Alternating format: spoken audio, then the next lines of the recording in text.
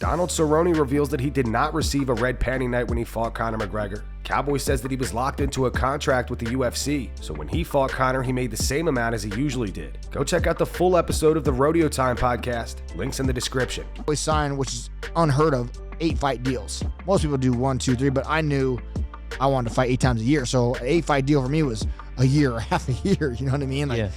So I'd always do 8-fight deals. I'm locked into that.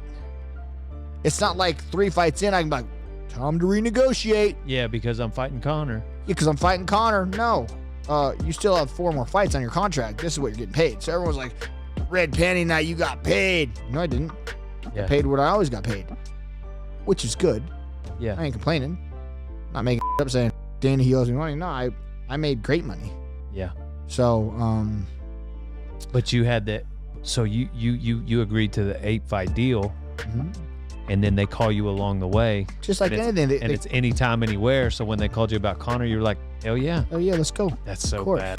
Right? Of course. I didn't call like, ooh, I'll only fight Conor if. Right. No. Let's go. That's so bad. Tom Aspinall is confident that he will become the best MMA heavyweight to ever do it. After training, Tom posted this video to his TikTok. No fight news, mate. Nothing. But, as I keep saying, and people will laugh. People will laugh, mate. People have been laughing about what I'm saying since I was 10 years old. But I will be the best heavyweight ever. I will be. And when I told people, mate, that I want to be an MMA fighter, people laughed. When I told people I want to go professional, people laughed. When I told people that I want to get in the UFC, people were like, nah, no way. And I got in the UFC, I told people that I'm going to be in the top 15. Nah, it's not good enough. Got in the top 15, won the title. Now I want to win the Undisputed, and then I want to be the best heavyweight ever. So, overcome everyone that's laughed and all the obstacles that are in the way so far. Why can't I keep it going?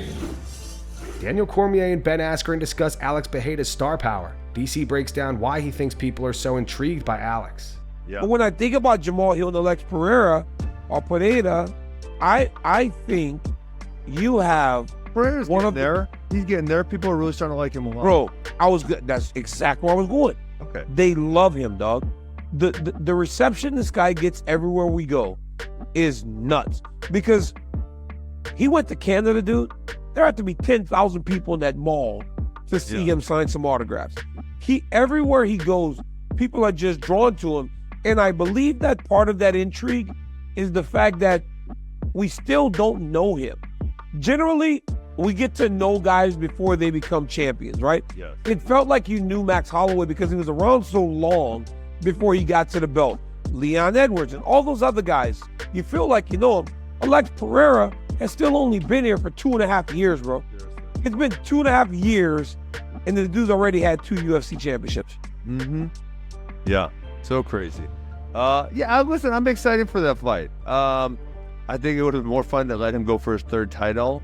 But I'm in. Jamal Hill's was the champion, gave up his belt, so this is kind of like, to me, a little bit like a unification title fight. I think it's Jamal Hill, it still seems a little fast for the Achilles, right? He did it in July. After watching what Aaron Rodgers did. Well, I don't know, man. I love the fight. I love the fight for Jamal Hill. Jamal Hill said that he's going to stand with him. He said he's not taking him down, Ben. He said he ain't taking him down. He said he's going to stand with Alex Pereira and he's going to knock him out. Maybe not the best idea, but he's welcome to try however he wants. What do you mean it's not the best idea? What do you mean? You saw he put people to sleep. Stand around with Alex Pereira, you're going to fall on the ground. He's good, man. He's so scary, too. And he hits so hard. A little bit like Topuria, where, sometimes, like in the Izzy fight, he was getting beat, but when he connected, boom, it's over. He's so big, too. That's the problem. He's so big for the weight class. He's big for 205 when he was, so what was he at 185? He should have never been making that weight class. Never should have. That was so impressive. That was actually ridiculous. That was as impressive as his fighting when he was going down to 185 pounds. Following his submission victory over Yair Rodriguez last night, Brian Ortega says that if Alexander Volkanovski wants to chill for a bit, he'd be down to fight Ilia Topuria next.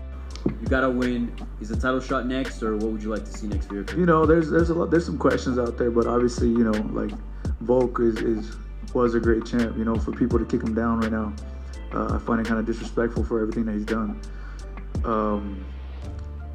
Some things have to play themselves out, and we'll see, you know. But if he decides that he does not want to fight and chill, I'm more than happy to go to Spain.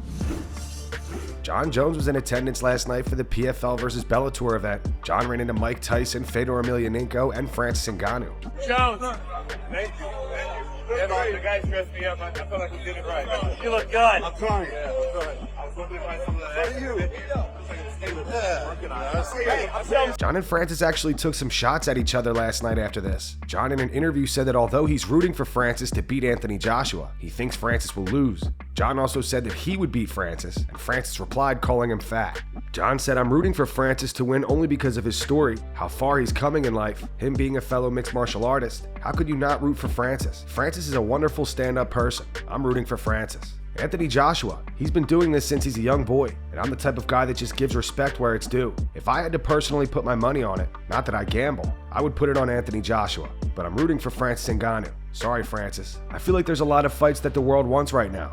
The Tom Aspinall fight, that's really massive. Francis Ngannou and I would be really massive. And Stipe Miocic, to the hardcore fans, is still a respectable opponent. I don't know how the cards are going to fall. My prediction is that I will beat Stipe Miocic. My prediction is that I will beat Tom Aspinall and Francis Ngannou. The way that it unfolds is really not my business. My job is to do what I've always done. Here was Ngannou's response to Jon live. What I've always done since day one. It's great to see. So Jon obviously didn't hear this live when Francis said it. However, ESPN reposted the clip to their Instagram. Jon left a comment. He wrote, "When did Francis become such a dick, coming to fights and fat shaming people?" What's up, guys? MMA World Champion Jon Jones here at PFL versus Bellator. Having a great time in Saudi Arabia. You guys should have been here. You're missing out. And that's going to wrap it up for the news. Thanks for watching. For daily MMA news and content, subscribe to Full Mount MMA and click the bell icon to be notified when we post videos. Here are the 3 top comments from last video. The first one's from Sev4747. It says, "We want Full Mount MMA face reveal 2024. And we'll see about that. The second one's from Mark. It says, "Cejudo bathes in a 32-ounce cup." And the final one's from David Watts 8281. It says, "At this point, Jamal is going to look stupid if he gets knocked out clean by Alex." Those were the 3 top comments from last video. If you want to be featured in the next one, all you have to do is comment down below. And if you missed yesterday's news, click the video on screen right now to get caught up.